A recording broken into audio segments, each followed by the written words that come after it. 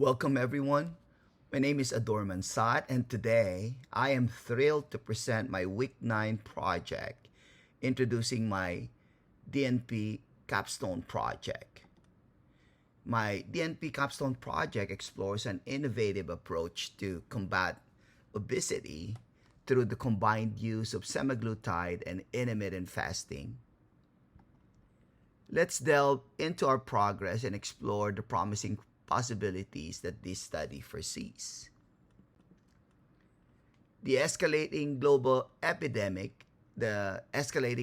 obesity epidemic associated with severe comorbidities like diabetes mellitus and cardiovascular diseases necessitates innovative solutions. This study questions whether combining semaglutide, an FDA-approved drug, with intermittent fasting can offer effective weight management solutions, thereby addressing obesity and improving associated conditions. So my practicum at RestoreMed Clinic and Regena's healthcare group doing business as Serenity Wellness Medicine Clinic under the mentorship of Dr. Heidi Regenas forms the base for this inquiry. Our objectives are centered on evaluating the combined efficacy of semaglutide and intermittent fasting, analyzing the reported side effects, and developing a comprehensive evidence-based protocol. Currently, as a quality improvement project or QIP, we navigate recruitment limitations and off-site adjustments, focusing on comprehensive data collection and analysis to examine intervention effects. In conclusion, this project embodies a promising innovation in weight management, adopting a holistic health approach. We are optimistic about its potential contributions to combating the currently raging U.S. epidemic on obesity. After the South University Institutional Reviews Board or IRB's approval, we are set to proceed with the project's subsequent phases. Here, we acknowledge the valuable insights and data provided by our references, which form the foundation of our study.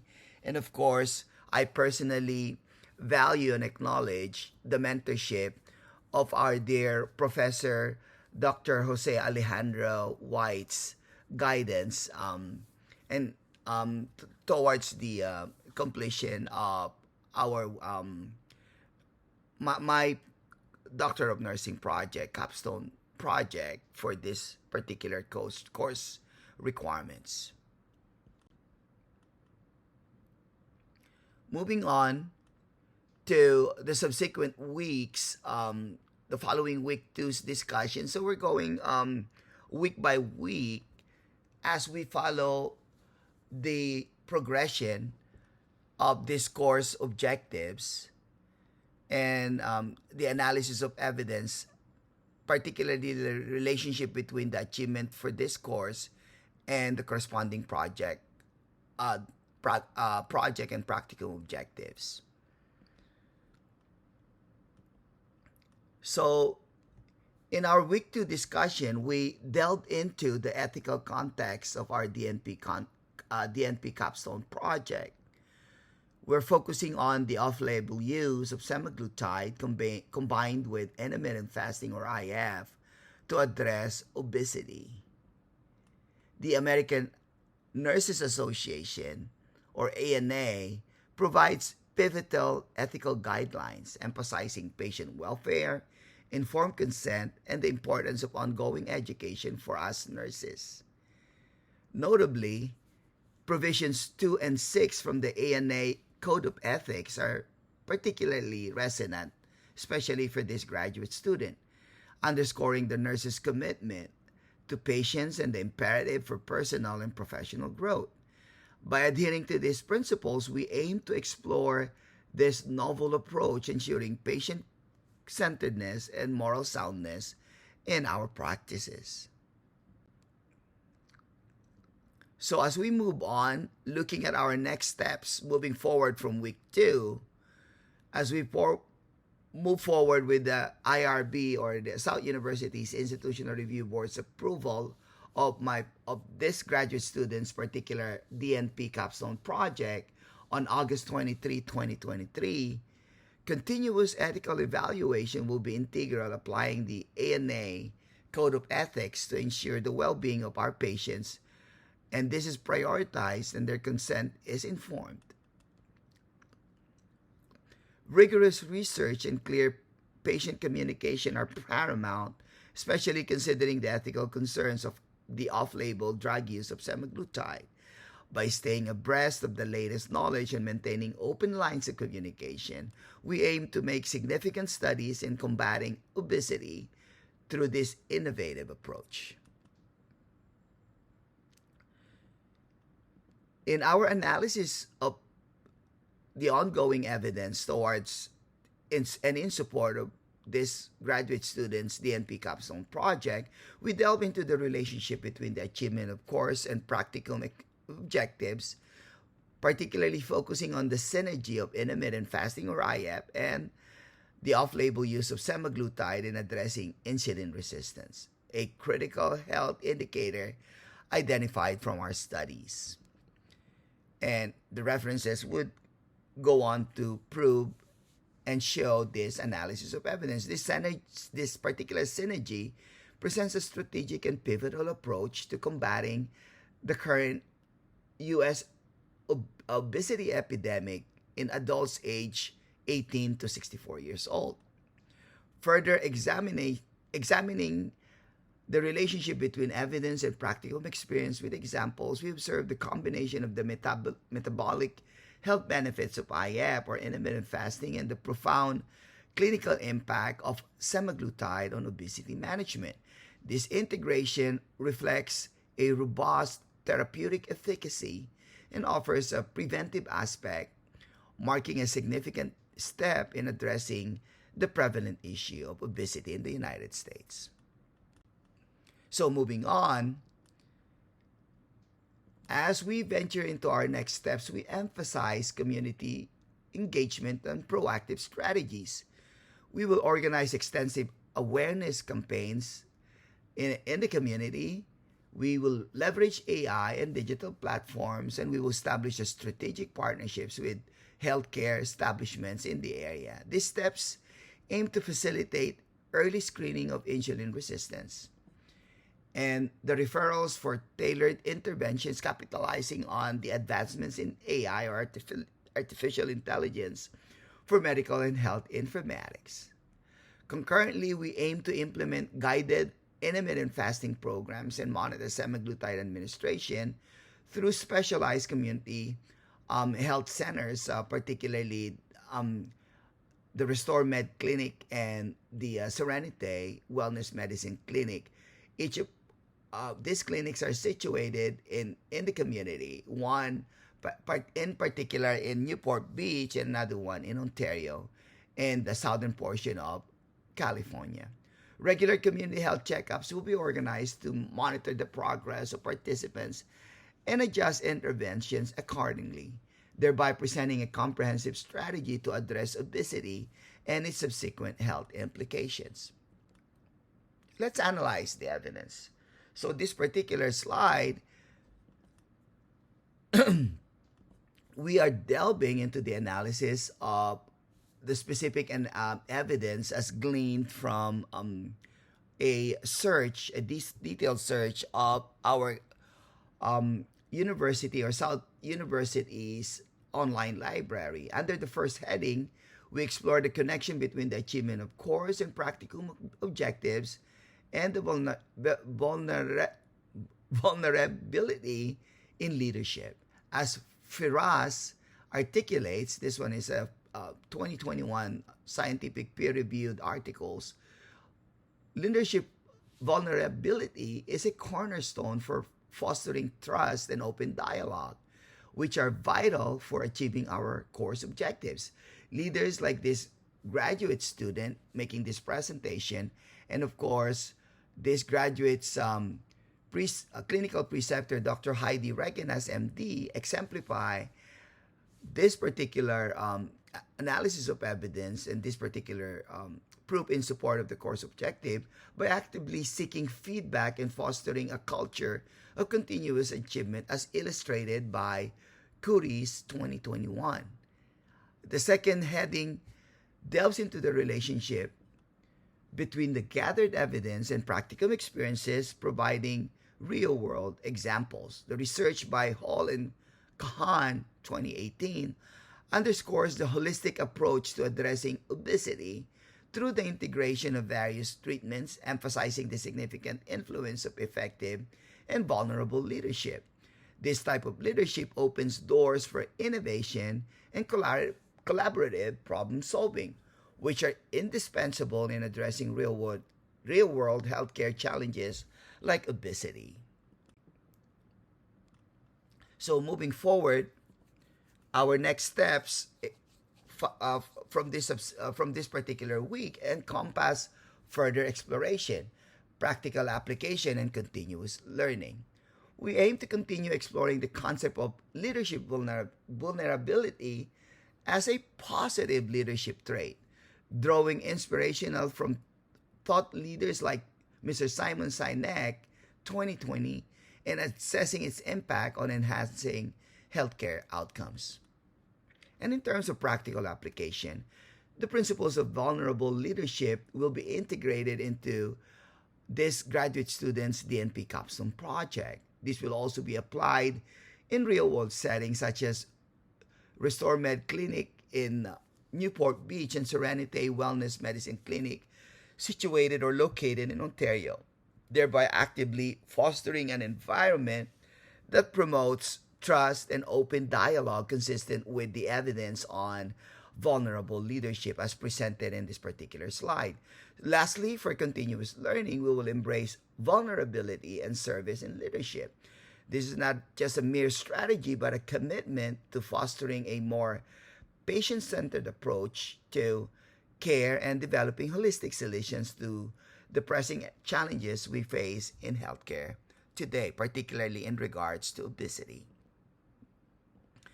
So let's analyze the evidence. In achieving both the course and practicum objectives, the pivotal role of integrating informatics and data mining became evident, especially for this DNP capstone project focusing on semaglutide and IF. The need for improvements in the human technology interface, particularly the electronic health records or EHR system at Restore Med Clinic and Serenity Wellness Medicine Clinic, was identified during this particular practicum experiences. So moving on, such improvements align with the overall objective of enhancing user experience and streamlining data entry and management. Furthermore, incorporating advanced features such as predictive analytics and machine learning algorithms in the EHR system can significantly enhance patient care and unveil insights into treatment efficacy, showcasing the direct relationships between the evidence gathered and the practicum experience, which is a requirement in this particular course. So, what are the next steps? Moving forward, the next steps encompass working obesity with the end users at the clinics to enhance the EHR system, ensuring its alignment with the clinical workflows. The implementation of advanced features like predictive analytics and machine learning will be crucial. And these particular features will allow the identification of patterns and the provision of real-time suggestions, thereby bridging the knowledge gap and making decision-making more efficient. Monitoring the progress of patients through this advanced EHR system will provide invaluable real-time insights and facilitate adjustments in treatment protocols as necessary. Additionally, sharing the knowledge and advancements in the application of informatics through scholarly publications and presentations will significantly contribute to the evolving field of nursing informatics. So again, in analyzing the evidence, we observe a very pivotal relationship between the achievement of course and practicum objectives and the evidence derived from the scholarly articles gleaned from a literature search of the South University's online library. The integration of quality improvement methods, or QIM, into the DNP capstone project is essential for exploring the innovative approach of combining off-label use of semaglutide with intermittent fasting for non-diabetic adults. Articles by Roos et al. In 2021 and Patterson and Sears in 2017 are instrumental in providing insights into the ethical considerations, safety, efficacy, and metabolic effects of this combination, aligning seamlessly with the objectives of the project. Roos et al. In 2021 delved into the complexities of the off-label drug usage of semaglutide, emphasizing the need for a thorough investigation into safety and efficacy, which is directly applicable to the project's utilization of semaglutide. On the other hand, Patterson and Sears in 2017 offer invaluable insights into the metabolic benefits and potential challenges of IF, thereby enhancing our understanding and application in the project. So what are the next steps in this particular progression for this particular week? So as we move forward from this week, the next steps are clear and defined by the evidence at hand. Let's look at those evidences. So ethical considerations and thorough patient counseling are to be prioritized, taking cues from the emphasis laid by Roos et al. In 2021. So the particular insights provided by Patterson and Sears in 2017 guide us to develop personalized IF and semaglutide regimens or treatment regimens for our participants, ensuring that the challenges and benefits are meticulously addressed. Monitoring the long-term effects and sustainability of this combined regimen is paramount to ensure the safety and well-being of our participants, as highlighted by the cited literature. Moreover, our journey continues to be guided by an evidence-based approach with the integration of findings from relevant and scholarly literatures, aiming to optimize health outcomes and align with the broader goals of quality improvement in healthcare.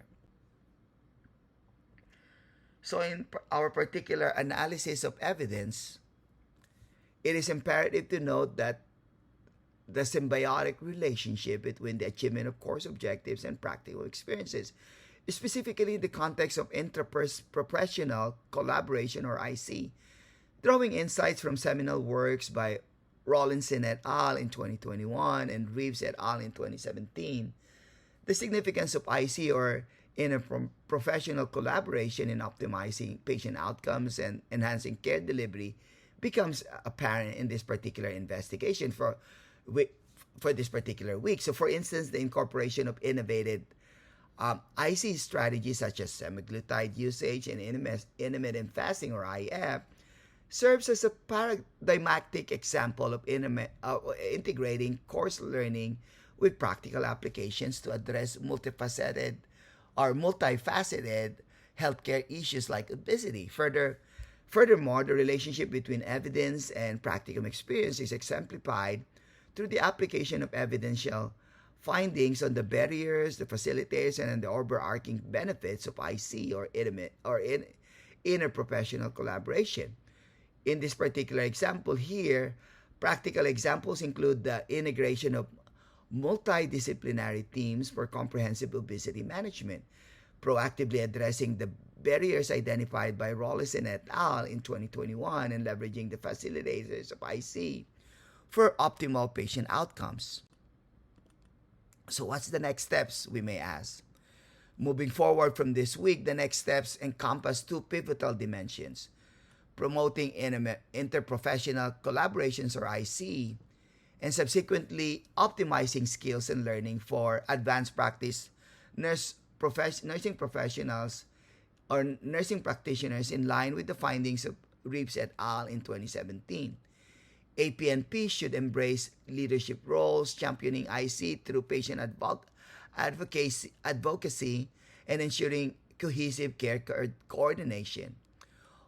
Moreover, Rollison et al. In 2021 underscores the necessity for advanced practice nurse practitioners like us and my peer classmates to actively engage in policy making processes, thereby fostering a conducive environment for collaborative practices.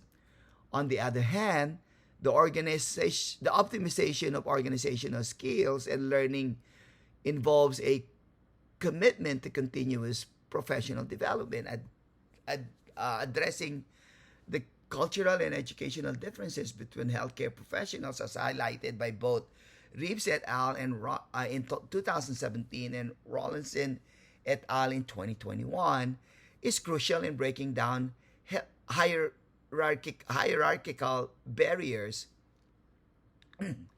and cultivating an ecosystem of effective IC, which is instrumental for the holistic betterment of patient care and healthcare outcomes. So let's tie it all up. We may ask, what's next? And let me take a sip of water here. As we culminate this graduate student's journey in this particular semester or course, we stand on the brink of a potential breakthrough in addressing the global obesity epidemic, with a promising synergy between semaglutide and intermittent fasting at the core of our study. Our pursuit is shaped by comprehensive research, ethical considerations, and an unwavering commitment to enhancing patient well-being. Let's look at this bullet list. So, and just to tie everything up. So, let's look at the implication to continued ethical oversight. With ethical principles from the ANA Code of Ethics stating our course, the ongoing endeavor is to uphold patient welfare and informed consent, especially in the light of off-label drug usage. Looking at the perspective of interdisciplinary collaboration, or IC, drawing insights from Rawlinson et al. In 2021 and Reeves et al. In 2017, we aim to foster interprofessional collaboration, bridging cultural and educational divides, and championing cohesive care coordination to optimize patient outcomes. In the aspect of technology and community engagement, leveraging advancements in AI, digital platforms, and informatics, we are poised to elevate community engagement, early screening, and personalized interventions, aligning with insights from SAPC and SAPC in 2020.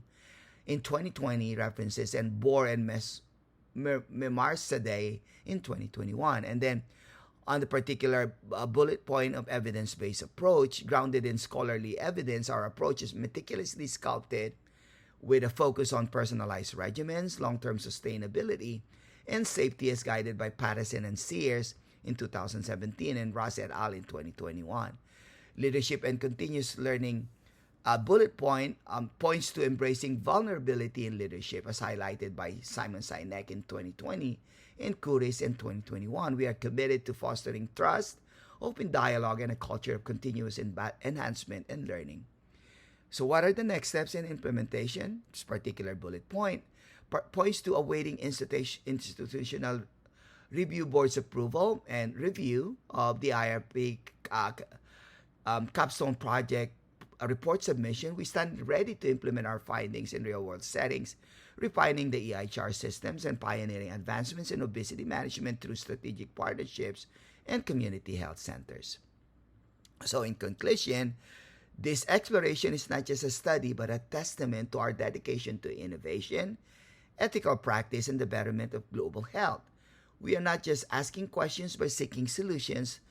We are not just finding answers, but crafting a legacy of improved healthcare outcomes. So here are the references in the required 7th edition APA format. And that's the second set and the last set of the references. That's it for me, for my gentleman, Professor Dr. Alejandro White, and ladies, my peer classmates, Miss Joy and Miss Kishon. Thank you very much, everyone. Make it a wonderful day.